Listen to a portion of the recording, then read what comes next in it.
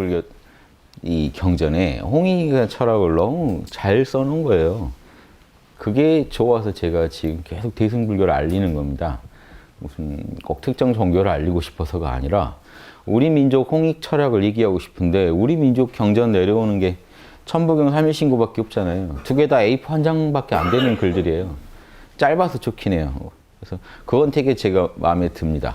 우리 민족 경전이라도 너무 길면은 공부하기 힘들어요. 근데 우리 민족 경전은 아주 요약된 천부경 3일신고만 내려오는 거는 마음에 들어요. 공부하기 편하고 짧고. 그건 좋은데 좀 자세하지가 않잖아요. 근데 대승불교 철학에 너무 자세한 거예요. 왜? 대승의 원리에 대해서. 우리 민족으로 말하면 홍익 원리가요. 대승불교 경전을 보면 자세히 돼 있단 말이에요. 천부경 3일신고는 아주 뼈대만 세워져 있는 게 아주 살이 다 붙어서 있단 말이에요. 그러면 그걸 어떻게 소홀히 대합니까? 그래서 어느 경전보다 제가 공을 많이 들이고 있는 이유는 그 안에 있는 대승의 철학, 홍익 철학을 좀 자명한 거를 받아들이셨으면 해서 그런 겁니다. 그러고 보니까 우리나라의 불교가 지금 대승불교로 우리나라 들어와서 힘을 쓴 지가 1000년이 넘고, 그런데 또 보살되겠다고 그렇게 많은 분들이 절에서 지금 수행을 하고 계시단 말이죠. 이제 그 사실까지 알고 나니까 뭔가 기대도 되고, 이분들이 정확히 알면은 우리나라에 큰 변화가 일어나겠다. 천부경 3일신고 가지고 하는 데는 별로 없어요. 그리고 그런다고 해도 제가 봤을 때 양에 차는 데도 없고. 근데 이 대승불교 그 원형을 가지고 계속해서 공부해왔던 역사와 전통을 가지고 있는 그런 불교 조직에다 얘기를 안 해보고 어떻게 제가 양심이 그렇게 편할 수가 없죠. 얘기라도 꺼내봐야죠. 거기 원래 대승한다고 하지 않았느냐? 내가 보니 대승 철학이 이런 거더라. 경전과 제 나름대로 참선하고 명상한 결과물이 이거에 대해서 지금 다시 제대로 이해하면 우리나라의 보살들이 속출할 수밖에 없지 않은가, 이 얘기를 안 하고는 못 빼겠으니까 하는 겁니다. 제 나름대로. 예. 제가 뭐 어떤 특정 종교에 가입 안 했다는 게 종교를 무시하는 게 아니라 그 성인들의 가르침은 다 제 스승으로 생각하고 목숨 걸고 열심히 배우고 있고요. 다만 현실에 있는 어떤 교단에 가입 원서는 안 썼다는 얘기죠. 어떤 종단에 가입 원서는 안 썼지만 제가 누구보다 예수님이나 부처님이나 공자님이나 예전 철인들의 성인들의 제자라고 저는 자부합니다. 그분들 아니면 제가 여기까지 공부를 할 수가 없었고, 그분들의 영감과 그 지혜에 자극받아서 그 지혜를 이해해 보려고 노력하다가, 그리고 제 삶에 적용해 보려고 노력하다가 저도 여기까지 온 거기 때문에 제가 아주 목숨 걸고 제 선생님들이라고 말씀드릴 수 있고, 누구보다 그분들 제자라는 의식은 확고한데, 현재 어떤 그러면 뭐 교회나 종단에 가입했냐? 그건 아니라는 거죠. 왜냐? 어느 한쪽에 가입을 하면 제 말이 편파적으로 보일까 봐요. 그거 안 해놓으니까 제가 지금 불교 강의를 아무리 해도 저희가 편하잖아요. 저 불교 아닌데요 하면 끝난. 저 불교시죠? 아닌데요. 최근에 원불교 강의 많이 하니까 원불교로 알고 있는 분도 많습니다. 이게 재밌죠? 근데 그게 하나의, 저는요, 이런 저의 행보가 되게 재밌는 실험이 되고 있다는 것도 느껴요. 뭐냐면, 원불교 분들은 안단 말이죠. 제가 원불교가 아니라는 거를, 신자가. 그런데 계속해서 또 저를 불러다 원불교에 대한 얘기를 듣고 싶단 말이죠. 재밌는 실험 아닙니까? 며칠 전에도 지금 전 세계 원불교는 전 세계 교당이 많아요. 해외로 정말 확장을 많이 한 종교입니다. 해외에 있는 그 교당의 교무님들한테 계속 연락 온단 말이에요. 뭐 팬입니다. 뭐 이런 연락이 계속 온다고요. 그리고 그분들 소개로 한국에 들어와서 여기 학당 들렸다 가신 분들 많아요. 뭐 미국 교당에서 교무님이 가보라 그래서 왔다. 뭐 캐나다 교당에서. 그럼 이게 벌써 재밌잖아요. 그래서 전 이게 아주 재밌는 일이에요. 제가 어떤 특정 종교의 신자가 아닌데 그 종교의 성직자분들께서 권해주고 추천해주고. 또 얼마 전에 강기갑 전 국회의원 그분도 와서 이제 저랑 이런 공부 얘기 그분도 공부를 하시는 분이더라고요. 카톨릭 쪽으로. 근데 그분도 왜 오시게 됐느냐 그랬더니 신부님이 그렇게 가보라 그래서. 그럼 이게 되게 재밌는 일 아닙니까? 그래서 이게 저는 되게 재밌는 실험이에요. 제가 일부러 그래서 종교를 안 갔습니다. 종교 안 갔고 제 내면의 양심에 최선을 다해 살면서 과연 주변 종교의 성직자들이 어떻게 반응하는지, 제 얘기 듣고 어떻게 움직이는지 관찰하는 것도 아주 재미가 쏠쏠합니다. 그래서 여러분도 같이 관찰해 주시면서 이 사회가 어떻게 변해가는지 다 긍정적인 어떤 결과를 냈으면 하는 거죠. 저는 교회도 정말 좋아해요. 제가 예수님 성경 강의할 때는요, 정말 예수님의 어떤 그 제자라는 확신을 가지고 제가 강의하지, 지식 대충 뭐 이렇게 들먹이는 강의 안 합니다. 제가 뭐 지식으로 하면은 교수님들 못 당하죠. 그런데 저는 무슨 확신으로 하느냐? 예수님이 왜 이 말을 했는지 나는 누구보다 난 자신 있게 알 수 있다. 이 확신은 있어요. 그 확신으로 얘기하는 거지. 성경학에 대해서 너가 얼마나 팠느냐 이런 거 얘기하면 그건 이제 제가 분명히 저보다 더 뛰어난 분들 많으실 테니까. 다만 저는 그 자신이 있어요. 예수님이 어떻게 얘기했는지는 내가 더 자신 있다. 내가 얘기할 자신. 이거는 아무튼 제 양심에서 나오는 확신이니까 제가 제 양심을 파봤더니, 그리고 예전 어른들 말씀 듣고 제 양심을 파봤더니 예수님이 왜 이때 이 말씀 하셨는지가 너무 생생하게 와닿는 걸 어떻게 해요? 아, 양심이 이렇게 시켜서 이렇게 했구나. 근데 이 얘기를 지금 제가 해도 양심이 진짜 있는가부터, 보편적인가부터 지금 이게 쉽게 남에게 받아들여지지 않습니다. 제가 주장하는 얘기가. 쉬운 얘기 같은데 어려워하세요. 양심이라는 게 보편적 기준입니다. 이 얘기를 하면은 얼마 전에 어느 대학 가서도 강의해봤지만 거기 교수님들도 쉽게 못 받아들이셨어요. 다 이 얘기를. 양심은 개인적인 거 아니냐. 양심이 진짜 개인적이라면 우리가 보편적인 진리 자체도 논할 수가 없다. 이런 얘기로 끝없이 토론을 하고 다니고 있습니다. 이 얘기도 어려워요. 양심이란 말 한마디도 어려운데 언제 우리나라가 선악에 대한 보편적 기준을 세우고 언제 우리 민족이 전체가 다 만족할 만한 정치나 이런 사회 문화가 갖춰질까? 저는 그 기본이요. 그게 어렵다고 지금 이제 헬조선 이런 말도 나오는데 현실 헬조선이라고 하는 거는 일리가 있죠. 다만 그 어떤 좌절의 용어로 쓸 필요는 없고 여기서 빨리 이제 우리가 어떻게 할 거냐를 더 절박하게 연구해야 될 때라고 보는 거죠. 저는 답을 계속 제시했습니다. 헬조선이건 뭐 초특급 헬조선이건 간에 어떤 지옥이 있건 간에 육바람이를 하면 거기가 천국이 되고 극락이 되는 원리가 있습니다. 우리부터 육바람이를 하고 사회 문화 자체가 육바람일에 맞게 굴러가는 문화를 빨리 만들어내면 돼요. 여기에 집중해야 됩니다. 지금 뭐 이렇게 힘 있는 분들이, 권력 있는 분들이 그런 부분에 대해서 좀 소홀히 하시는 게 있죠. 그러니까 힘없는 사람들은 이거 죽겠다라는 것만 들지 이걸 바로잡을 엄두가 안 나는, 그게 현실이니까 헬조선이란 말이 나오죠. 우리한테 그걸 바꿀 힘이 없는 것 같으니까, 무기력해지니까 나는 분명히 지옥고를 겪고 있는데 나에겐 어떤 지금 방안도 없다라고 생각하셔서 헬조선의 말이 나올 것 같은데, 금수저, 흙수저 막 이제 이런 거의 카스트 제도가 지금 한국에 있다는 겁니다. 금수저, 흙수저 해서 이렇게 카스트 제도, 은수저, 동수저, 흙수저 하면 저 흙수저는 저기 수두라죠. 카스트 제도 중에. 뭘 해도 잘 안 될 수밖에 없는. 이 한국인들이 그래도 평등을 좋아하는데 이제 이런 계급이 생기니까 당황한 게 있습니다. 지금 그래서 나온 얘기예요. 계급이 지금 그 수저를 어떤 분들은 이렇게 수저 따지고 하는 거를 무슨 그 어떤 왜곡된 어떤 시각으로 세상을 봐서 그렇다든가 뭐 부정하시려고 하는데 있어요, 현실에. 저도 늘 겪는 일이고요. 제 동생들 지금 다 알바 전전하고 있어요.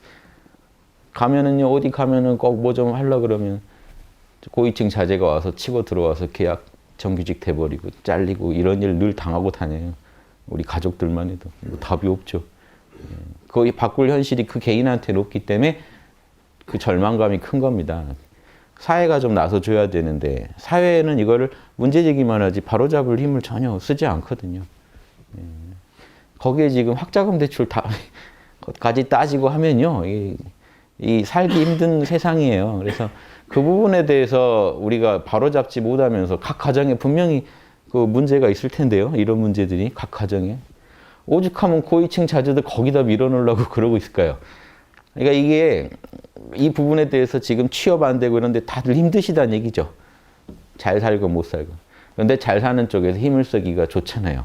인맥 동원하고 돈 동원하면. 그러면 못 사는 측은 그러면 또 나가 떨어져야 되거든요. 그럼 이게 분명히 현실인데 이거를 자꾸 직시하면서 이걸 바로잡을 대안을 안 내놓고 세상 그렇게 부정적으로 보지 마. 이런 거는 두 번 죽이는 겁니다. 그래서 다 남의 얘기 아닌데요. 있는 집도 힘드니까 자녀를 거기라도 밀어넣으려고 하시면서 그거 별거 아닌 것처럼 대한다는 게 아닌 것 같고, 그래서 저는 그런 현실 속에서 제가 도와드릴 거는요, 제가 당장 뭔 제도를 바꿉니다 말할 처지가 아니니까 저는 힘내라고 응원하면서 방도가 있습니다. 육바라밀대로 지금 우리부터 운동합시다. 돈이 되고 안 되고 떠나서 내 양심에 당당하게 사는 운동부터 합시다. 다른 사람들이 아무리 비양심으로 우리한테 대하더라도 우리는 양심으로 대하는 운동을 합시다. 일반인한테는 이 말을 잘 못하겠어요. 죽겠다는데 이 얘기하면 또 놀리냐고 할 것 같아서 저는 그게 진짜 대안이라고 생각하는데, 지금 양심이 보편적이냐도 못 받아들이는 분들한테 이 얘기부터 하면 힘들 것 같아요. 저는 그래서 제 얘기가 좀 공감되는 분들부터라도 이렇게 좀 해주시면 어떨까. 그래서 자기 내면의 양심에서 오늘 하루요, 내가 이걸 해야 오늘 내 양심이 편할 것 같다 하는 거. 그 울림이 크다. 안 하면 되게 찜찜할 것 같다. 그 얘기는요, 양심은 여러분 역량을 알아요. 여러분이 할 만한 일에 대해서 찜찜함 신호를 더 줍니다. 여러분이 못할 거에 대해서는 찜찜함 신호가 와도 그게 크지 않아요, 힘이. 근데 되게 찜찜하고 좀 불편하다. 오늘 해야 돼요, 그 일을. 인간관계를 뭐 위해서건 무슨 어떤 직장 생활을 위해서건 해야 돼요. 하고 또 하고. 계속 하면서 수를 나가면서 우리가 진짜로 내 삶이 지옥에서 천국으로 바뀌는지, 지옥에서 극락으로 바뀌는지 실험을 해보셔야 돼요. 이 실험을 안 해보시고 제 얘기에 대해서 어쩌다 저쩌다 따져주시는 건요, 저도 도움이 안 되고 여러분한테 도움이 안 돼요. 제 얘기는 이런 실험을 하면서 나오는 얘기이기 때문에 바로 실험에 적용해 주셔야 제 얘기가 가치를 갖게 될 거라고 봅니다. 이게 여러분 제 얘기 많이 듣고 어디 가서 지식 자랑하시라고 제가 그 유튜브에 동영상 1000개씩 올려놓고 한 게 아니에요. 저는 강의 하나하나가 무슨 뭐 자랑하려고 한 게 아니고, 이런 거 가지고 그 코스프레 하시라고, 유식한 사람 코스프레 하시라고 올린 게 아니고, 하나하나가 제 실험의 결과물로 나온 거예요. 이 아이디어만 있으면 여러분 인생이 바뀔 거다는 확신해서 한마디 드리는 거기 때문에, 들으시면 뭔가 더 말에 힘이 있을 거예요. 들으시면 그러면 여러분 내면의 양심을 더 자극할 거라고 확신해요. 자극이 있으시면 꼭 움직여 주시기를. 그게 보살입니다. 돈이 되고 안 되고가 문제가 아니에요. 이거는 우주의 명령이에요. 우주가 여러분 양심에서 신호를 강하게 보낸다는 건 너 이거 해야 사람 된다라고 보내고 있다는 거예요. 사람 노릇하려면 해야 돼요. 사람 품위 유지를 위해서 하는 거예요. 내가 거죽이 사람인데 그래도 이 금수만 못하게 살면 안 된다. 금수들은 몰라서 못하지만 나는 알만한 이 재능을 우주가 줬고, 지금 그 재능 때문에 이렇게 찜찜함이 느껴지고 있는데, 이걸 내가 참아버리면, 내 욕심과 편견으로 눌러버리면 우주에 죄를 짓는 거다, 인류에 죄를 짓는 거다, 이런 생각을 좀 해주셔야 돼요. 하고 움직여 주시는 게 보살도고, 그래서 저는 힘들 때 오히려 보살도를 극복하시는 게 가장 훌륭한 답안이 아닐까, 저는 이렇게 얘기합니다. 최근에 어떤 사례인데, 그래서 이게 보편적 사례라고 말할 수는 없어요.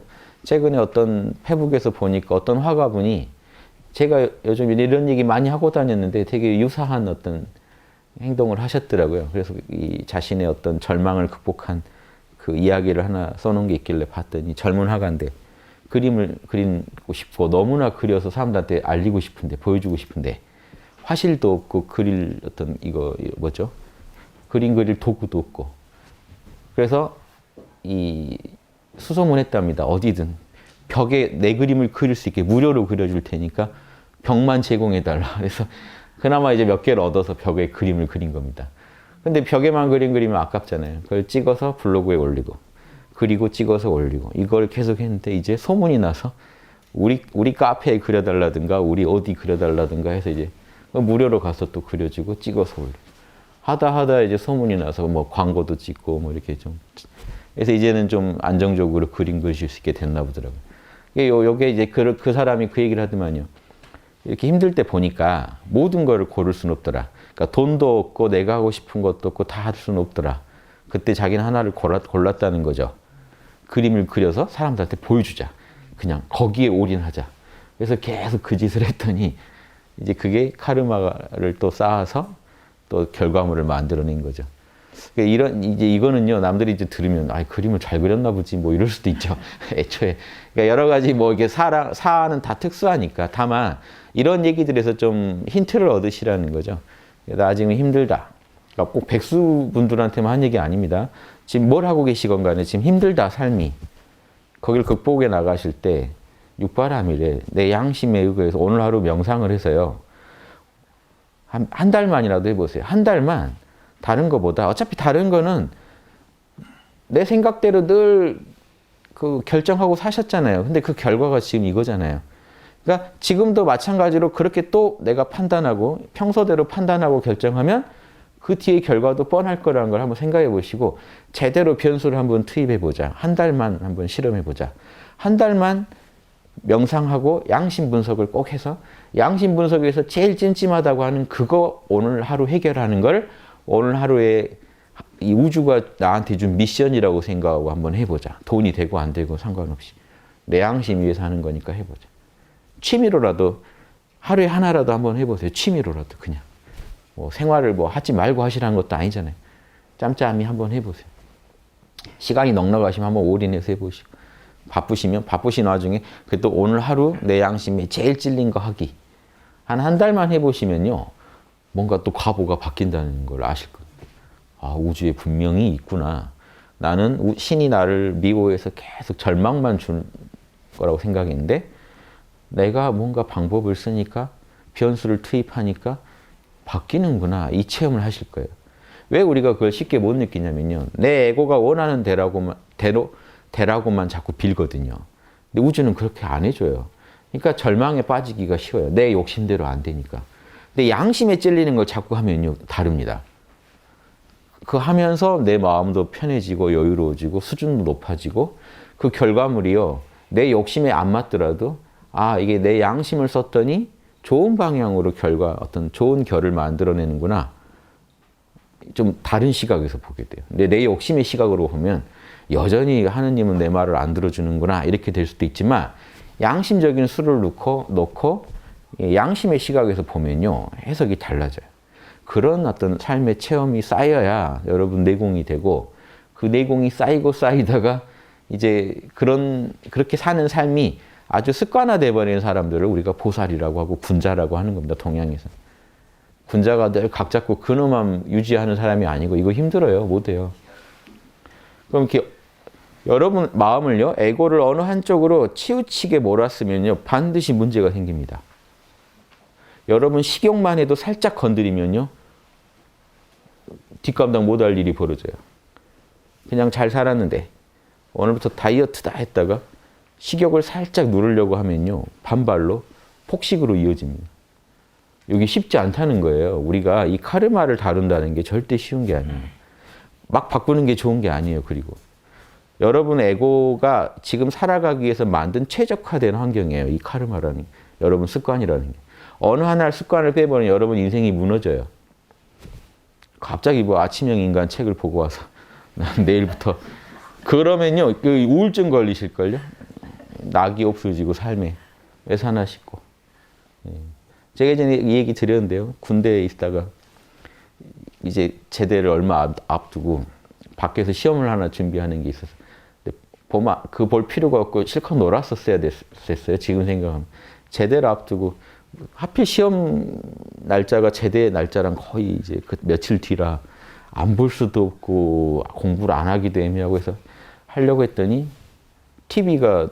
자꾸 TV를 보게 되는 거예요. 그래서 TV를 옆에 동기한테 과감하게 가져가라. 그래서 줘버렸어요.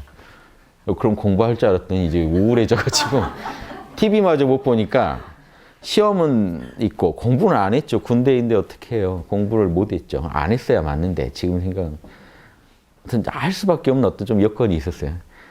시험을 봐야만 하는 여건이. 그래서 그럼 안 할 수도 없는데 TV라도 보면서 잠시 이안했던 게 TV 날아가니까 이제 가만히 있는데 이제 막 악몽 꾸고 막 이제 우울해지더라고요. 삶이 전체적으로 균형을 잃어버리더라고요. 내 딴에는 되게 의지를 내서 뭔가 결정했는데 그때 많이 느낀 거예요. 함부로 건드는 게 아니다. 그래서 여러분 지금 갖고 계신 습관이요. 그냥 형성된 게 아니라 어떤 문제가 있어서 이 습관이 생기고 이런 어떤 원인들에 의해서 지금 여러분을 살만하게 만들어주기 위해서 그런 습관이 생겼을 거예요. 그러니까 이걸 바로 바꾸기보다는 내가 더 살만해지면서 조금씩 이게 교정해 가야 됩니다. 그러니까 몰라 괜찮아 해서 계속해서 세로토닌이 몸 안에 뿜어져 나오지 않으면요. 여러분 이 습관 바꾼다는 거 기분 좋게 못 바꿔요. 괜히 또 손을 댔다가 감당할 수 없는 후폭풍이 또 이어질 수 있습니다. 그래서 함부로 손대실 게 아니에요. 조금씩 육바라밀에 맞게 자신의 어떤 결정을 육바라밀에 맞게 내리려고 우주적 표준입니다. 육바라밀에 맞게 양심에 맞게 선택을 하시려고 노력하는 중에 여러분의 습관도 균형을 조금씩 더 찾아가는 거지 지금 습관 중에 마음에 안 드는 거 있다 그거 바로 잘라내면 삶 전체가 뭔가 문제가 생길 수 있다는 거죠. 그래서 그런 것도 좀 생각하시면서 제 나름대로 아무튼 실전 팁이라고 생각되는 걸 드리는 겁니다. 그런 걸 이해해주고 내 에고가 내가 볼 때 마음에 안 드는 삶을 에고가 살고 있더라도 이유가 있을 거라는 거 아셔야 돼요. 얘가 이렇게까지 살고 있는 데는 선택을 하는 과정에서 무슨 거기가 더 나아 보이니까 그렇게 갔겠죠. 담배 중독이다. 뭔가 담배 피고 싶은 일들이 있었으니까 거기까지 갔겠죠. 자꾸 폭식을 한다. 먹는 거밖에 낙이 없으니까 지금 먹고 있겠죠. 거기서 먹는 낙 뺏어버리면 죽어버립니다. 이해되시죠? 이 삶 자체를 즐겁게 못 만드는 채로 이게 자꾸 먹는 게 문제다 해서 먹는 걸 오늘부터 다이어트 하면 그 낙으로 살던 사람이 지금 그 낙이 사라지면 근데 저는 그런 것까지도 감안해서 내 에고도 그렇게 이해 못 해주시는 분이 남의 에고를 뭐 그렇게 이해할 일이 있습니까? 자기 에고 함부로 보는 사람은 남의 것도 함부로 봐요. 그래서 그냥 쉽게 조언합니다. 그러지 마. 내가 너라면 지금 뭐 하겠다. 이렇게 쉽게 얘기하는데 자기 문제라면 그렇게 안 돼요. 누가 막 여러분한테 쉽게 그런 여러분의 중요한 습관 하나를 고치라고 요구해도 못 바꾸죠. 쉽게. 그걸 바꾸려면 이게 복잡해지거든요. 일이. 그런 부분도 이해하시라는 거죠. 바꾸지 말자는 것도 아니고 다만 내 습관이 육바라밀에 찜찜한가를 계속 따져서 제일 찜찜한 것부터 조금씩 바꾸자는 거죠. 명분을 육바라밀 내 삶의 육바라밀을 뭔가 투입하겠다. 그 뭐 명분 하에 육바라밀에 너무 안 맞는 거를 조금씩 바꿔 가시다 보면 언제인지 모르게 또 삶의 균형이 많이 또 다른 식으로 균형을 이루고 있을 거예요. 그게 재밌잖아요. 지금 이루는 균형에서 조금씩 균형이 바뀌어가는 그러면서도 계속 균형을 이뤄가는 어떤 삶을 우리가 만들어야 되지 않을까 이런 생각도 해봅니다. 그래서 쉽게 에고 바꾸는 거 이런 거 성격 바꾸는 거 이거 쉽게 도전하실 일이 아닙니다. 성격 바꾸는 거는 제가 늘 그건 잘 안 되실 거라고 얘기하잖아요. 근데 습관 바꾸는 것도 이제 또 어렵죠. 성격보다는 나은데 성격은 거의 뭐 바꾸기 힘드실 거라고 봐요. 다만 성격이 밖으로 표출되는 방식을 바꿀 수는 있죠. 육바라밀의 잣대가 늘 엄격하게 적용돼 주면. 그래서 우리가 할 수 있는 거는요. 성격이건 습관이건 간에 그리고 불교식으로 말하면 업보, 어떤 업보가 들어있던 간에 무슨 업보고 뭐 어떻게 됐는지 몰라요. 다 모르죠. 상관없습니다. 계속해서 이 출구만 통제하는 거예요. 내 마음을 통해 출구가 어디죠? 또 더 넣지 않아 그리고 할게요. 출구가 에고를 통해 출구가 흔히 세 개죠. 생각, 말, 행동. 이렇게 세 개라고 했을 때 이 중에 생각이 제일 위험해요. 여기 다 생각한 걸 말로 하고 생각한 걸 행동을 하는 거니까 일단 생각을 내가 컨트롤할 수 있냐는 거죠. 그런데 이 마음대로 컨트롤하겠다는 게 아니라 육바라밀에 어긋난 거를 최대한 생각에서부터 배제할 수 있는가. 이게 출구잖아요. 출구만 통제하시면 돼요. 그래서 어떤 역경, 어떤 습관의 어떤 충동, 어떤 성격의 결함이 내 마음에서 일어나더라도 그거 자체를 다 뜯어고치겠다가 아니라 지금 요게 육바라밀에 어긋난 부분 없나만 계속해서 이렇게 점검해 가시면 여러분 훌륭한 보살이 되실 수밖에 없습니다. 약점이 그대로 있지 않을까요? 그래도 이 에고의 약점이 그대로 있어도 상관없어요. 있는 채로 보살이 되시고 성인이 되실 수 있어요. 성인들도 다 약점이 있습니다. 에고 입장에서 에고는 탐진치 덩어리고 약점 없는 에고는 없어요. 우주에서 보세요. 이 우주가 크기도 헤아릴 수 없는데 이 우주에서 올 때 티끌도 안 되는 이 몸뚱이에 깃들어가지고 우주를 내 식으로 보고 있는 에고가 어떻게 약점이 없을 수가 있어요. 우주 정보도 잘 모르고 그러니까 무지에 빠지고 내가 제일 귀한 이 우주에서 우주가 날아가도 나만 살면 그래도 일단은 안심하실걸요. 이 마음이 기본적으로 있으니 내 위주로 어떻게 우주를 해석 안 할 수가 있습니까? 그러니까 내 위주로, 내 식대로 우주를 자꾸 보려고 하는 이 습관이 에고한테 없을 수가 없기 때문에 약점 없는 사람은 없어요. 에고가 있다면. 개체성이 있다면 반드시 약점도 같이 있습니다. 그래서 그거 도와주려고 참나가 안에서 양심으로 작동해 주는 거예요. 그 약점을 덮어주려고. 그래서 여러분 약점은 그대로 두시고 강점을 계속 개발하는 수밖에 없어요. 약점을 뭐 이렇게 우리가 이거 없애고 싶다고 없앨 수 있는 물건이 아닙니다. 그래서 이런 부분까지 생각하셔서 실전 보살들이 되시면 그러니까 헬조선에서 빠져나오자 그 방법이 없지 않다는 겁니다. 아니 에고한테는 금방 지옥문이 열려요. 에고한테는 이 에고 입장에서는요. 에고 욕구가 계속 좌절되면 바로 지옥문이 열립니다. 지금 기분 좋으시죠? 집에 가다 바로 지옥문이 열릴 수도 있어요. 갔는데 지갑을 학당에 놓고 갔네요. 그런데 너무 멀리 갔네요. 버스 타려는데 지갑에서 버스를 못 타네요. 옆에 좀 돈 좀 달라고 했더니 막 노숙자 취급을 한다. 뭔가 이게 나한테 무례한 사람은 나를 그 돈이나 삥 뜯는 사람으로 봤다. 만약에 이런 일이요. 잠깐 사이에 벌어지면요. 당황하지 마시고 뭔가 업 하나가 지나가는구나 생각하셔야지.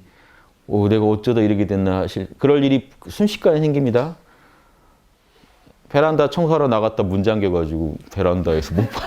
이게요. 뭐 그냥 생겨요. 갑자기 나한테 이게 웬일인가 하는 게. 몇 개의 요소만 결합되면 지옥문이 그냥 열려요. 별게 아닙니다. 지옥고라는 게 확 열려요. 그럼 이제 거기서 계속해서 살아나오시니까 지금 사시는 거잖아요. 그때 지금 잘 생각해 보시면 마구잡이로 살아나오는 게 아니라 그때 침착, 몰라 괜찮아. 이것 또한 지나가리라 막 이런 멘트로 자기를 달래주셔야 되죠. 이 지혜죠. 몰라 괜찮아. 지혜. 그리고 이것 또한 지나갈 일이다. 그리고 여기서 내가 실수하지 말자. 최선책은 뭐냐? 왜 여기서 우리가 제일 힘든 게 뭐예요? 에고는 짠하고 지갑이 지금 나타나는 거죠. 불가능하다는 거 알죠. 그런데 에고는 계속해서 불가능한 걸 바래요. 짠하고 그게 돼버리면 끝나는데. 그리고 자책해요. 어떻게 지갑을 놓고 올 수가? 막 이런 식으로 자기를 계속 몰아세우는데 지금 상황엔 도움이 안 되죠. 빨리 빠져나가야 되는데. 그럼 최선책을 빨리 찾아야 되거든요. 그러면 빨리 수용을 해야 돼요. 인욕.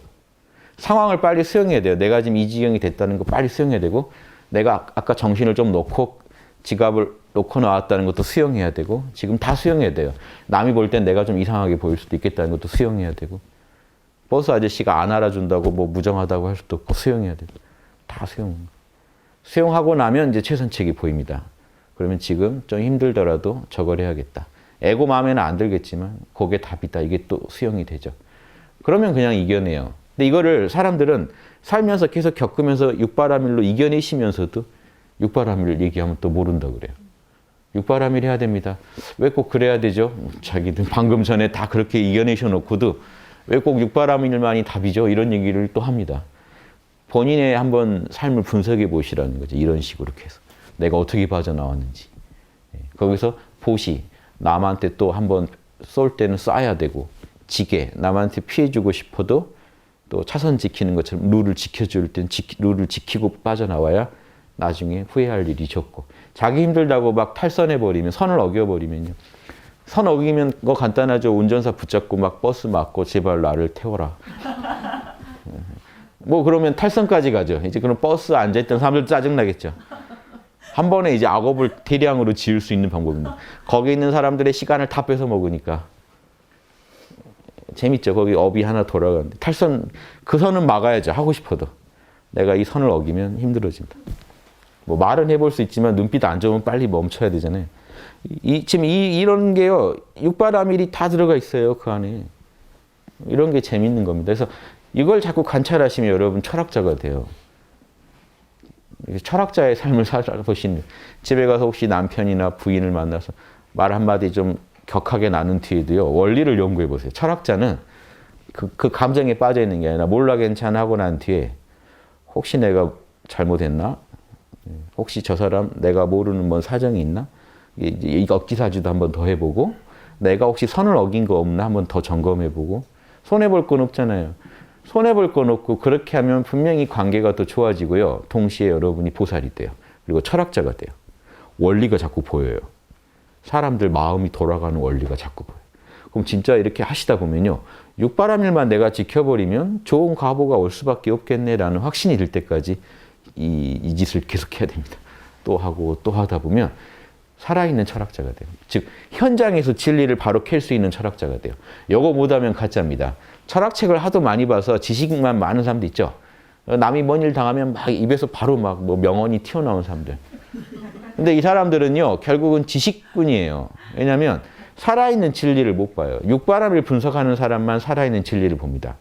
지금은 지식 중에 어떤 지식을 써야지 이 지식을 쓰면 안 돼 하는 요 감각이 없다고요. 글로 요리 배운 사람들은 쭉 그 레시피를 풀면 다 되는 줄 알죠. 막상 이제 현장에 당하면 이제 기름만 튀어도 당황해서 아마 나 못한다 할 겁니다. 그러니까 이 감각이 없단 말이에요. 실감나게 정보를 쓸 수 있는 이 지혜, 전 지혜라고 부릅니다. 지식이 아니라. 지식은 죽은 정보고 지혜는 살아있는 정보예요. 바로 막 내가 갖다 쓸 수 있는 그 정보가 있어야 된다고. 그런데 지금 진리를 캐치한다는 거는 지혜를 얻는 건데 현장에서 다른 사람하고 생각과 감정이 충돌하는 거기서 적용되고 있는 지금 이 순간 적용되고 있는 진리를 꿰뚫어보고 그 진리를 이용해서 문제를 해결할 수 있는 이 내공이 쌓이지 않는데 어떻게 철학자가 되며 어떻게 보살이 됩니까?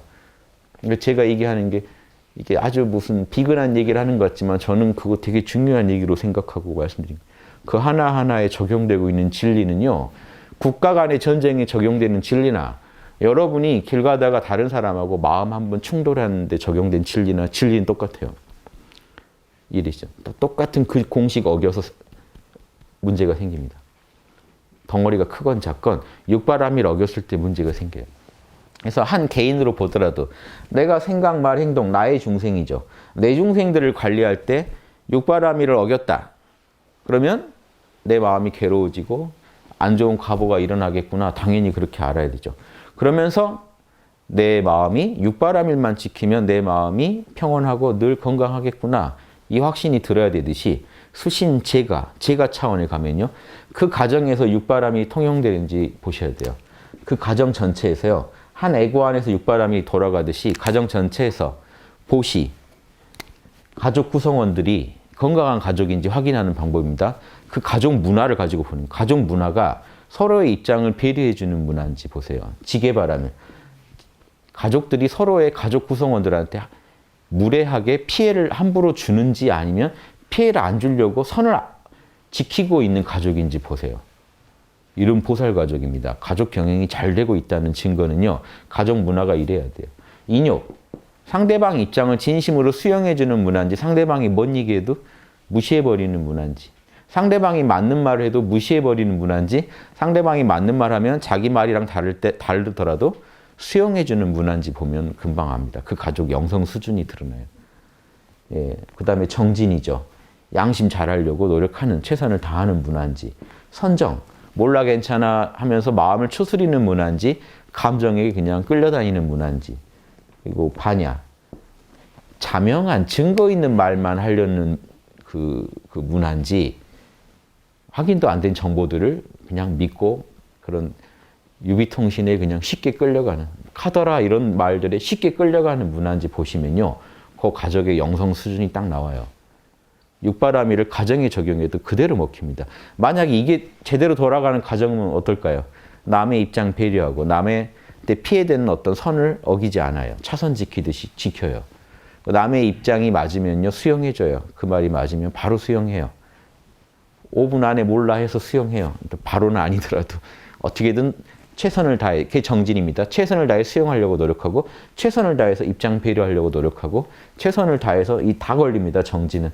최선을 다해서 깨어있으려고 노력하고 최선을 다해서 가족 간의 이 문제를 해결하고 대화를 나누고 할 때도 자명한 진리에 의거해서 하려고 노력하겠죠. 그러면 그 가정은 좋은 씨앗을 엄청나게 뿌리고 있는 거죠. 당연히 좋은 과보가 올 수밖에 없습니다. 즉 욕망을 가지고 또 접근하지 마세요. 아, 이렇게 살더니 아들이 좋은 대학 갔다 이게 아니고요. 그 가정에 좋은 과보가 온다고요. 이제 이거랑 이거 구분하셔야 돼요. 예, 이해되시죠? 그렇게 이렇게 살면 진짜 우리 부자 됩니까? 뭐 이렇게 물어보지 마시라고요. 그 가정이 계속 건강해질 거라고요. 예. 공덕 많이 쌓는 가정이 될 거라고요. 당연히 이런 가정들은 위기에 처할 때도 누가 또 도와줄 겁니다. 근데 꼭 내 욕심대로 일이 된다는 건 아닌데 분명히 우주가 도와주고 이 우주가 보호해주는 가정이 될 수밖에 없어요. 응원해주는 가정이 될 수밖에 없어요. 이걸 나라에다 적용해 똑같지 않을까요? 지금 나라 전체 문화가 서로의 입장을 배려하는 문화인지 여기서부터 지금 뭔가 아닌 것 같죠. 우리나라 소통이 정말 안 되고 있거든요. 그래서 지금 누구 하나 잘했다 잘못했다가 아니라 나라 문화 수준이 떨어진다는 걸 우리가 다 같이 걱정해야 돼요. 나라 수준이 문화 수준이 서로의 입장을 배려하는 문화라기보다는 적을 찾아내고 적한테 빨리 적이라는 라벨을 붙이고 친일이건 종북이건 아무튼 뭔가 붙여가지고 싸우자는 문화죠. 소통이 잘 안 돼요. 대화가 안 돼요. 그럼 대화 안 되면 몸싸움으로 이어질 수밖에 없죠. 지금 이런 일들이 많죠. 이런 거 생각해 보셔야 돼요. 우리나라 문화 자체를 걱정하는 분들이 많아야 나라가 소통이 되지 내 주장이 옳다는 얘기만 계속하는 분들이 나오면 서로 계속 싸울 수밖에 없습니다. 지게. 그러면서 서로 어기지 말아야 할 선이 있는데 어겨요. 예, 상대방이 시위할 때는 또 나도 그 얘기하라고 권리를 줘야죠. 민주사회인데. 내 때가 됐을 때 내 차례에 또 발언하면 되는데 이러면 이제 서로 룰을 어기는 문화가 되는 게 불통하면요. 마이크를 뺏게 됩니다. 서로. 말 듣고 싶지가 않거든요. 행패를 부리게 돼요. 서로 가서. 이제 지금 우리나라 현실에 대입해 보세요. 인욕. 상대방 입장이 맞으면 수용하나요? 절대 수용 안 합니다. 상대방 말이 맞는 것 같아도 내가 해놓은 말이 있어서 계속 밀고 나갑니다. 여기서 밀리면 죽는다는 각오로 어떤 우리는 이 주장으로 계속 밀고 나가는 겁니다. 이렇게 가지. 그런데 만약에 새누리당 입장에서 야당 말이 맞는 것 같은데 이런 왕따 되죠. 만약에 야당 입장에서 근데 이 부분에 대해서 새누리당 말이 맞는 것 같아. 이 말하면 왕따 되는 문화죠. 문화 수준이 아직 지금 양심 문화가 안 돼 있다는 증거를 여기서 리얼하게 보실 수 있어요. 그다음에 그 양심을 향해 최선을 다하지 않는다는 얘기고 지금 자신의 욕망과 편견에 빠져서 살아가지 몰라 괜찮아 하면서 깨어나려는 노력을 안 하고 있다는 얘기죠. 즉 자신의 이해관계에서 초연하려는 노력을 계속 해주지 않으시면 선입견일 수도 있잖아요. 자기의 판단이. 에고는 그거 병이라고 생각하지 마세요. 에고는 원래 선입견 덩어리고 욕망 덩어리예요.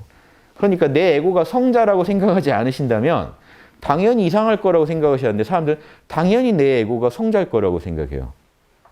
이게 문제죠. 그러니까 지금 우리가 한 명 한 명이 다 자기 마음을 좀 돌아봐야 돼요. 작은 일도 더 키우는 거는요. 양심 없는 문화에서는요. 작은 일도 금방 커집니다. 서로 욕심과 선입견으로 그 문제를 풀려고 하니까. 양심 문화에서는 큰 일도 금방 해결돼요. 양심으로 푸니까요. 서로 공정한 시각으로. 내가 야당이어도 여당 너 말이 맞다. 이 말이 흔쾌히 나가고 인욕이 있고 반야가 있으니까. 여당도 그렇게 할 수 있고. 종교를 초월해서 그렇게 할 수 있고.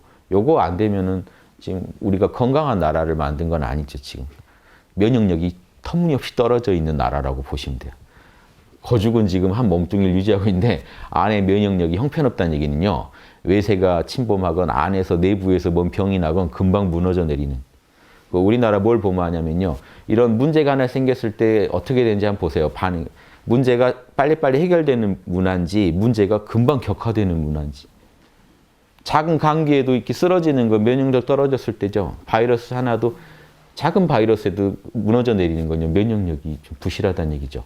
우리나라가 이거는 이걸로 체크할 수 있어요. 그 나라의 면역력은 육바라밀이 얼마나 돌아가고 있는지 보시면 돼요.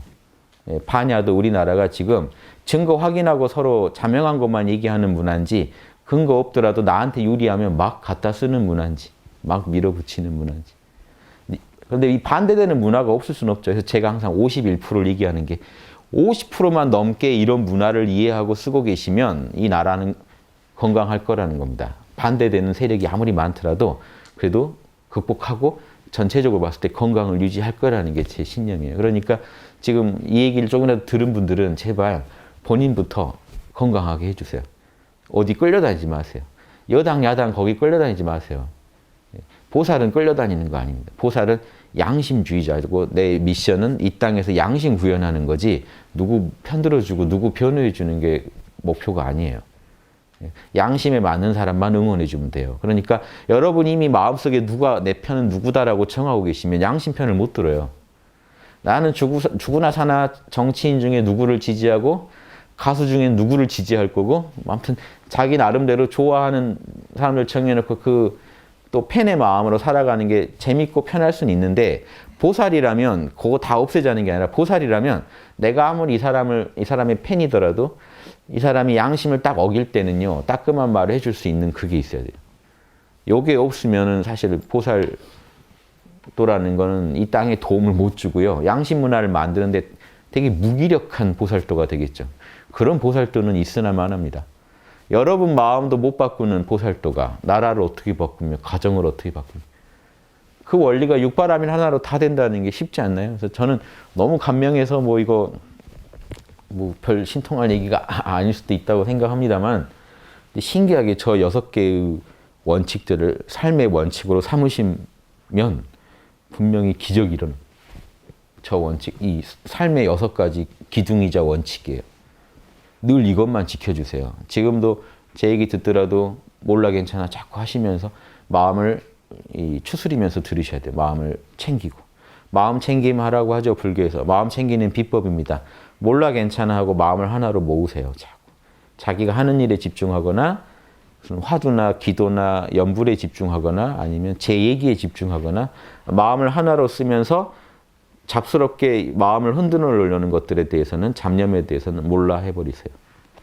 명상할 때는 그 하나마저도 몰라 해버리고 쉬시면 제대로 삼매에 들어가고요. 제대로 양심과 하나가 됩니다. 참나랑 하나가 됩니다. 참나랑 하나로 계시거나 아니면 육바라밀 하고 계시거나 둘 중에 하나셔야 돼요. 결국 참나를 만난다는 것도 선정바라밀이니까 육바라밀만 얘기해도 다 들어있죠. 사실은. 선정을 육바라밀 중에 하나는 하고 계셔야 돼요. 그 하나 안에 하나가 주지 나머지 다 들어있습니다.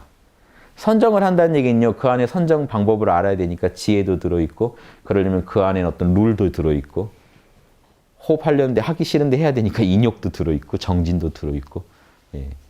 또 여러 주변 상황을 또 배려하면서 또 다 하게 됩니다. 그래서 육바라밀 중에 하나를 하더라도 나머지 요소가 없을 수가 없어요. 뭔가 빠져있는 이게 하나가 아예 없는 게 있다 그러면 양심일 수가 없거든요. 양심은 항상 6개가 같이 있습니다. 이 중에 하나 빠지면 비양심으로 흘러요. 예, 이해되시죠? 그래서 나 호흡한다고 가족들을 못 살게 굴면 비양심이죠, 벌써. 예, 이런 거 잘 생각해 보시면 공부가 뭔지를 육바라밀이 공부다 하시면 여러분 남들한테 비양심적인 점 못합니다. 근데 공부는 명상이다라고 아시면요. 나만 명상하면 되고 지금 남들한테 피해 주는 건 계산을 안 하세요. 그러니까 명상을 막 본인 명상 실력 높일 생각만 하시다가 남들하고 다 척을 져요. 그래서 이제 친구들이 떨어져 나가요. 그러면 나를 질투한다고 생각합니다. 보통은. 선입견과 욕심 덩어리인 에고는 그때 어떻게 판단하냐면 내가 자꾸 실력이 높아지니까 남들이 시샘한다고 생각해요. 그리고 남들을 무시하고 그냥 끝내요.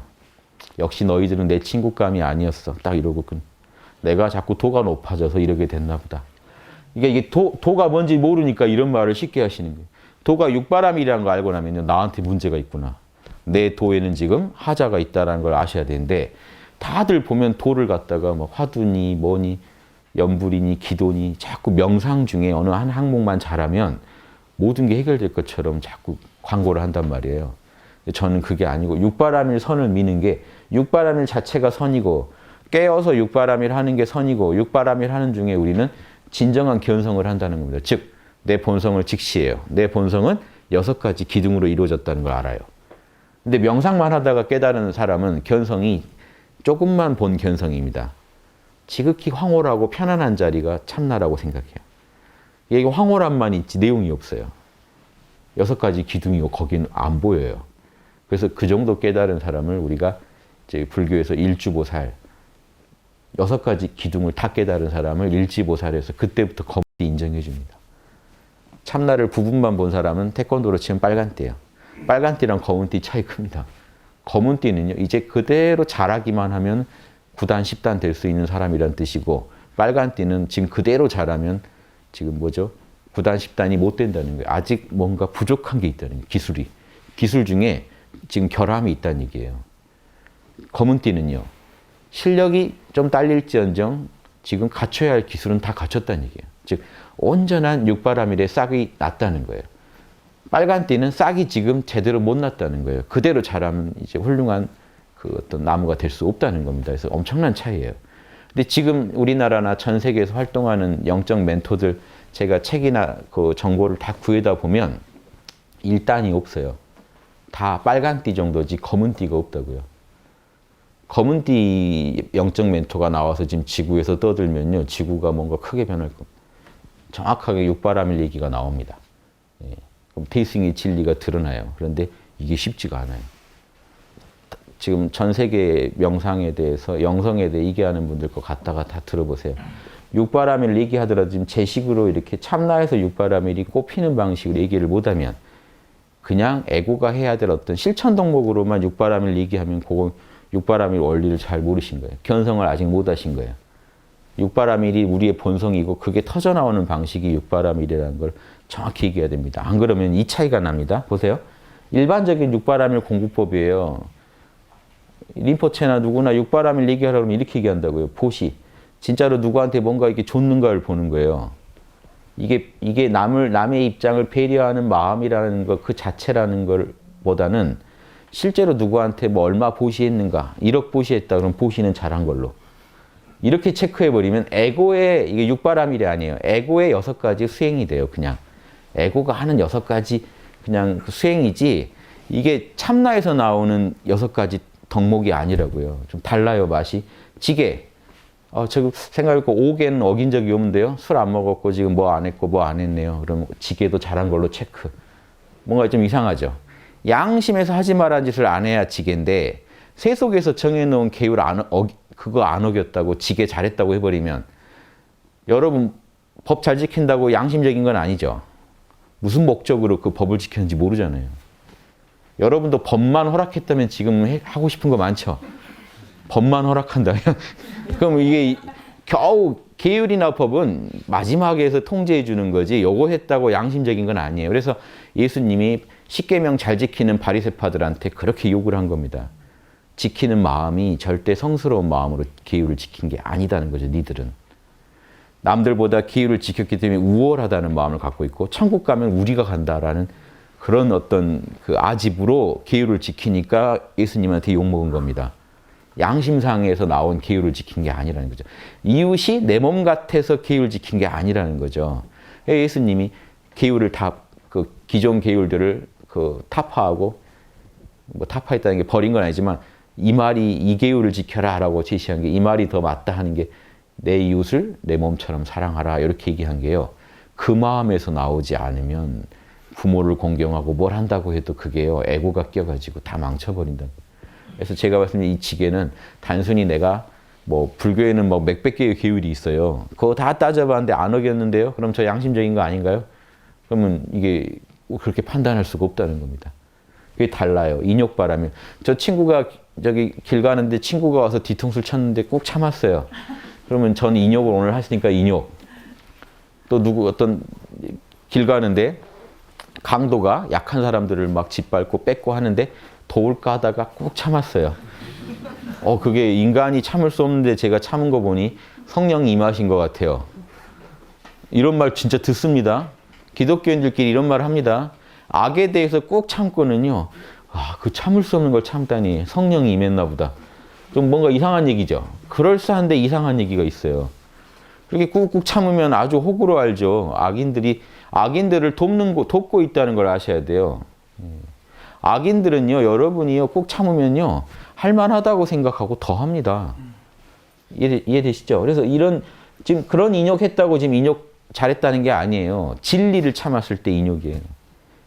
진리를 어기고 싶은데 진리이기 때문에 수용했을 때 인욕 그럽니다. 정진. 아무거나 저 하루 종일 너무 열심히 살아요. 그거 아니고요. 그리고 뭐, 매일 108배를 해요. 뭐 이런 정진을 말하는 게 아니고, 정진은 진짜로 진심으로 양심을 하고자 하는 거죠. 양심하는데 진심으로 최선을 다하는가. 그 마음은 자기만 알아요. 남이 봐서 몰라요. 자기가 스스로 체크해보는. 선정. 예. 하루에 저는 10시간씩 산매에 들어있어요. 그게 아니고 진짜 선정은요.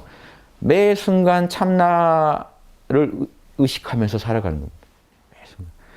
참나는 본래 고요하고 본래 깨어 있어요. 본래 성성적적한 자리이기 때문에 에고를 늘 삼매 상태에 두는 게 선정이 아니고 본래 고요한 참나를 늘 의식하면서 살아가면요. 에고가 무슨 짓을 하건 선정 상태에서 하게 돼요.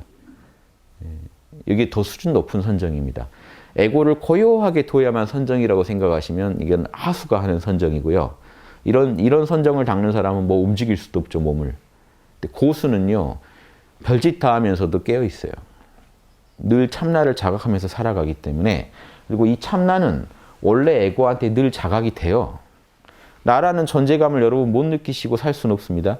나라는 존재감이 참나라는 것을 정확히 알고 나면 무슨 짓을 해도 늘 참나와 함께 있다는 걸 알아요. 그러면서 원하기만 하면 얼마든지 마음을 바로 고요하게 만들 수 있는 실력이 생겨요. 자기가 자유자재로 조절해가는 이 선정이 진짜 선정입니다. 그래서 핵심은 에고가 고요했으면 하는 게 하수의 선정이면 에고는 고요하건 시끄럽건 상관없이 참나가 본래 고요하다는 걸 아는 선정이 진짜 고수의 선정이다. 기독교식으로 말하면 아버지와 늘 함께하는 게 선정이에요. 아버지가 싸우라면 싸워야 되고 아버지가 용서하라면 용서해야 되고 아버지가 육바라밀 하라면 해야 되고 이게 선정이지 아버지와 함께하는 게 선정이지 아버지는 본래 고요한 자리겠죠. 에고가 늘 고요할 필요는 없다는 거예요. 늘 고요한 아버지와 함께하는 거죠. 예수님도 그럼 낮에 어때요? 활발하게 움직이시죠. 선정 안 들어요. 밤에 기록에 보면 밤에 혼자 딴 데 가서 기도하고 오세요. 순수하게 하느님과 독대하는 시간은 밤에 따로 홀로 갖고 남 안 보는 곳에서 낮에 남들하고 함께 있을 때는 끝없이 육바라밀만 실천하지. 그리고 육바라밀 중에도 선정 중에도 살아 움직이는 선을 실천하지 고요한 데 매여 있는 선을 하진 않아요. 요거 구분하시죠. 그러면서 뭐라고 하시죠? 내 안에 아버지 있고 아버지 안에 나 있다. 나는 늘 아버지랑 한 덩어리로 가고 있다. 이렇게 이 얘기를 불교분들도 해야 돼요. 내 에고 안에 참나 있고 참나 안에 내 에고가 있다. 에고 안에 참나가 있다는 거는 에고의 뿌리가 참나란 얘기고 참나 안에 에고 있다는 거는 참나의 바다에 떠 있는 작은 파도가 에고라는 걸 얘기하는 거예요. 이걸 정확히 알고 삶 속에서 실감나게 살아가시면 그분이 제일 선 잘 닦는 분인데 우리가 볼 때는 몇 시간 이러고 있느냐를 가지고 선을 체크합니다. 하수들 하는 거예요. 이런 식으로 제가 육바라밀을 그렇게 폄하하시면 안 돼요. 육바라밀은요. 육바라밀 그 자체가 하나님이고 비로자나불이고 법신불이에요. 그리고 반야도 오늘 좀 책 좀 봤다. 경전 좀 읽었다. 반야 책 동그라미 이렇게 하시면 안 돼요. 내 생각은 자명한 근거가 있나를 판단해서 자명하면 동그라미, 찜찜하면 X를 그어야 돼요. 세모나 X를 그어야 돼요. 이렇게 보면 전혀 다르죠. 그러니까 지금 육바라밀 얘기한다고 다 같은 육바라밀 얘기하는 게 아니에요. 에고의 육바라밀 얘기하고 있는 분들이 많아요. 태반은. 그래서 하루 체크. 오늘 남한테 1,000원이라도 줬다. 보시 동그라미. 5개 안 어겼다. 동그라미. 인욕. 동생이 욕했는데 한번 무시하고 참았다. 동그라미. 정진, 108배 오늘 뭘 했다. 오늘 내가 정한 어떤 목표를 이뤘다. 동그라미. 선정, 참선 1시간 했으니까 동그라미. 반야, 불경, 반야신경 오늘 한번 읽었으니까 동그라미. 자, 이렇게 동그라미를 매일 쳐서 이 사람이 극락에 가겠습니까? 이러고 10년을 살아도요, 이상하게 극락이 뭔지도 모르겠고, 열반이 뭔지도 모르겠고, 참나가 뭔지도 모르겠고. 이 말 나오기가 쉽단 말이에요. 이렇게 해서 안 된다고요. 제가 얘기한 육바라밀은 근본적으로 다릅니다. 그리고 제 얘기가 대승불경에 근거한 이야기예요. 대승귀신론에 그대로 써 있어요. 우리 참나의 본성이 육바라밀인 줄 알고 닦는 게 진짜 육바라밀입니다. 그래서 대승귀신론에서 육바라밀을 엄격히 구분해요. 6가지 수행으로 먼저 얘기해요. 6가지 수행을 먼저 닦는다고 했다가 참나가 늘 확연하게 우리 안에 드러나서 진여삼매를 얻은 뒤에 육바라밀 얘기를 합니다. 그때부터 육바라밀이라고 그래요. 똑같은 수행인데 진여삼매를 얻은 뒤에 선정을 통해서 참나와 완전히 하나 된 뒤에 그때부터 참나가 본래 무욕인 줄 알아서 보시바라밀을 행하며 이렇게 돼 있습니다. 대승귀신은 참나가 본래 청정한 줄 알아서 지게바라밀을 행하며 참나가 그렇게 생겨먹어서 하게 됐을 때 바라밀이라고 합니다. 처음엔 참나가 어떻게 생겼는지 모르니까 그냥 하라고 해서 하는 바라밀을 하고 그때는 말은 바라밀이지만 하는 거는 그냥 6가지 수행을 한 거죠. 그게 바라밀로 승화돼요. 참나가 본래 성내지 않음을 알아서 인욕하고, 참나가 본래 나태하지 않음을 알아서 정진하고, 참나가 본래 산란하지 않음을 알아서 고요하며, 참나가 본래 무지하지 않음을 알아서 지혜롭다. 지혜를 닦는다. 육바라밀을 이렇게 닦아라 하면서 이 얘기 늘 해드린다면 좌절하라고 하시는 게 아니라 일지보살 되는데 대승불교 이론상 일무량겁이 걸려요. 무량겁을 센다는 게 이상하지만 근데 그 중에 만겁 닦으면 일주보살이 돼요. 대승기신론에 이렇게 써 있습니다. 이 수를 그대로 받아들이지 마시되 만겁을 닦으면 일주보살이 돼요. 일주보살은 이게 화두에서 확철되어 한 경지들이 일주보살입니다. 참나가 밤낮으로 성성한 경지. 근데 육바라밀이 지금 아직 안 닦인 경지. 만겁 되면은 그 확철되어 자리까지 간대. 일주보살에서 그러면 일지까지 간대. 육바라밀이 완전히 체화되는데 얼마 걸리나요? 무량겁에서 만겁 뺀 것만큼 걸려요. 그럼 무량겁이나 뭐 진배가 없죠. 자, 요 얘기에서 우리가 얻을 거는요. 쉽게 보지 마시라는 거예요. 참나가 밤낮으로 성성하다고 해도 일주보살밖에 안 돼요. 대승불교 이론에서. 선불교에서 이런 얘기 들으면 펄쩍댑니다. 어디 참나가 안팎으로 성성하면 12지지 왜 일주냐고 하는데 대승경전의 기준에서는 일주예요. 밤낮으로 성성할 때. 그래서 참나가 안착했다고 일주보살 해주는 거예요. 그런데 육바라밀이 안착한 건 아니기 때문에 일지보살로는 안 쳐줘요. 일지보살 되려면 무량겁을 더 닦아야 된다는 거예요. 무량겁에서 만겁 뺀 걸 더 닦으시라는 거예요. 그 얘기는요. 좌절시켜드리려고 얘기하는 게 아니라 육바라밀 선을 지독히 닦아야 돼요. 이게 진짜로 자기 스스로 자부할 만큼 내면에서 너 진짜 보살 됐다라고 나오려면요. 자기 습관이 개조돼야 되는데 아까 같이 습관을 뭐 하루아침 바꾼다고 되는 게 아니란 말이에요. 그러니까 여기다 만겁, 무량겁을 잡아놓은 거예요. 이게 체화되는데 이 정도 시간이 필요하다는 거예요. 많은 시간이 필요하다는 거예요. 그러니까 여러분 욕심 막 내지 마시고 명상을 해서 참나와 늘 친해지는 연습을 하시고. 근데 그것도 만겁 걸릴 거를 지금 학당에 오면 몰라 괜찮아 하고 좀 하다 보면 9급, 8급 하다가 1급 되지 않나요? 예, 마찬가지로 일찍 가는 것도 저는 어렵게 생각 안 합니다. 아마 이거는 뭔가 체계적으로 공부 못했을 때 같아요. 체계적인 피드백을 받으면 쉽게 갈 수 있어요. 단 쉽게 간다고 해도 여러분이 노력을 해줘야 돼요. 끝없이 체화하려면. 그래서 제가 이 얘기를 하는 거는 육바라밀을 이렇게 습관화하는 게 진짜 공부란 걸 알고 여기에다 좀 비중을 많이 두시라.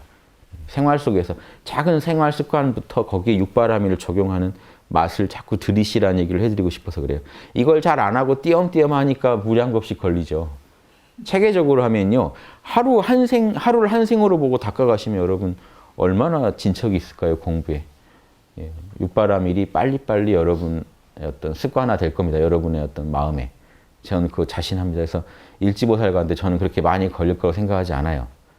다만 여러분들 한 10년은 자꾸 공부하세요. 10년은 자꾸 하시면, 아니 10년 뒤에 일지보살이면 죽이는 거 아닌가요? 우리 무량겁 걸리는 일을. 예. 이해되시죠? 또 뭐 10년이나 이러실 수 있는데 그 무량겁을 생각하셔야 돼요. 이건 싸다 이렇게 생각하셔야 돼요. 이거면 싼 거다 이렇게 생각하시고 쉬운 거다 생각하시고 한번 다른 거 없습니다. 그래서 늘 매사의 삶 속에서 진리를 찾아낸다는 게 별게 아니라 육바라밀의 진리를 매사에 찾아내시라는 거예요. 여기까지 힌트 드리면 쉬워지죠. 이거 모르고 찾으면 얼마나 오래 걸릴 일입니까? 근데 알고 찾으면 금방 찾아요. 뭘 찾는지 알고 찾으니까 금방 찾아요. 막연히 진리를 찾아라 그러면 어렵습니다. 뭔 진리를 어디서 찾아야 되는지. 근데 여러분 마음을 쓸 때마다 육바라밀 문제가 생겨요. 책을 하나 읽어도 육바라밀 문제가 생깁니다.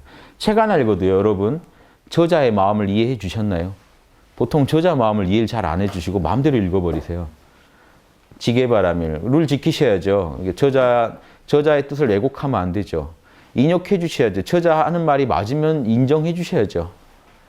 저자의 입장도 이해해 주셔야죠. 인정해 주셔야죠. 한 페이지에서 멈추지 말고 계속 정진해야 끝까지 봅니다. 늘 깨어 있어야 끝까지 보죠. 어이구 이거 언제 다 보나 마음 조급해지고 하면 휩쓸리면 안 돼요. 계속 뒷페이지만 넘겨보고 책 한 페이지 보고 또 다시 뒤에 종이 샜다가 한 페이지 보고 이럴 때 몰라 괜찮아 하시면서 이 페이지만 우주에 있다 하는 마음으로 몰입해 주셔야 돼요. 독서 하나 할 때도 육바라밀이 총동원돼야 의미 있는 독서가 됩니다. 뭐 반야를 통해 끝없이 판단하셔야 돼요. 본인의 그 양심의 법정에서 지금 이 저자의 이 말이 진실인지 찜찜한 건지 계속 판단해 주셔야 돼요. 그래서 진리로 판단되면 바로 인욕으로 수용해 주시고 바로 또 내 마음에서 적용하셔야죠. 내 마음. 독서만 하셔도 아무 일이 저는 육바람일 적용할 일이 없는데요. 주변에 아무도 사람이 안 살아요. 이런 분들 계시는데 그러면 책을 꺼내서 보시거나 유튜브를 보시면서 저랑 똑같이 책 보듯이 제 유튜브를 켜놓고 제 마음을 이해해 주시면서 제 뜻을 왜곡하지 않으시면서 제 말 중에 맞는 건 인정하시고 그 좀 1시간짜리 길다고 포기하지 마시고 끝까지 보시면서 깨어서 막 보다가 막 그 잡념이 일어나시더라도 깨어서 몰입해서 보시면서 제 얘기를 같이 여러분 양심의 법정에서 제 얘기를 재료로 해서 같이 저랑 같이 판단을 한번 해보시는 거죠. 자명하면 받아들이고 찜찜하면 거부하고. 제 얘기 얼마든지 찜찜하면 거부하셔야 돼요. 여러분은 지금 찜찜하실 게 많아요. 저랑 지금 체험이 다르기 때문에 저는 자명하다고 여러분한테 좀 찜찜해야 맞죠. 근데 저 더 의심스럽죠. 제 얘기를 듣고 다 자명하대요. 그러면 이상한데요. 그래서 제가 체험하신 걸 지금 못 해보신 게 많을 텐데 그렇게 나오면 더 이상하죠. 그러니까 그런 여러분의 어떤 그 역량 안에서 자명한 거니까 자명함을 자꾸 키우시고 찜찜함이 있는 게 당연한 거니까 그것들은 따로 빼놓으셨다가 언젠가 여러분이 자명하다고 인가할 날이 또 다음에 오겠죠. 지금 섣부르게 다 자명하다고 인가할 필요는 없다는 거죠. 찜찜은 찜찜조에다 써놓으세요. 하루하루 연습장 하나를 갖다가 오늘의 어떤 국리 공부, 진리 공부한 어떤 항목으로 자명한 것들, 제강이나 고전 볼 때 자명한 것들, 보다가 찜찜한 것들, 현재 내 마음에 흔쾌히 인가가 안 된 것들, 찜찜하다고 꼭 틀린 건 아니죠. 아무튼 내가 현재 판단할 근거가 없는 것들, 좋은 말이긴 한데 내 체험이 부족하거나 나도 체험은 했는데 저렇게 생각이 안 드는 것들이 있으면 써놓으신 거죠. 매일매일. 그러면 뭔가 변하지 않을까요? 이렇게 매일매일 써놓은 내용들을 나중에 한 달 뒤에 보면 언젠가 찜찜하다고 했던 게 어느 날 자명하다에 올라와 있을 수도 있죠. 이렇게 하면서 여러분 실제로 공부가 는다는 거를 눈으로 보시면 희열이 돕니다. 저는 예전에 포스트잇에다가 다 썼어요. 자명하다고 생각되던 건요. 포스트잇에다 써서 연습장에다가 다 그걸 붙여놨어요. 그래서 한 달에 한 번 정도 보면서 한 달 뒤에 봤을 때 찜찜한 건 뜯어서 바로 버려버립니다. 그래서 1년 뒤에 살아남은 애들만 내가 데리고 간다. 그래서 1년을 해서 살아남은 애들은 웬만하면 진리인 거잖아요. 그럼 애들은 데리고 가는. 애들은 이제 내가 진리라고 인가한 것이다 하는 걸 한 번씩 노트를 보면서 또 되새기고 그걸 음미하고 이런 작업을 계속 했습니다. 그러다 저도 이렇게 강의하게 된 거지 갑자기 막 허공에서 진리가 막 터져 나온 게 아닙니다. 그래서 공부법을 저는 지금 계속 공개해 드리는 거예요. 이렇게 공부했습니다. 보살분들 많이 나오시기를 기대합니다. 마치겠습니다.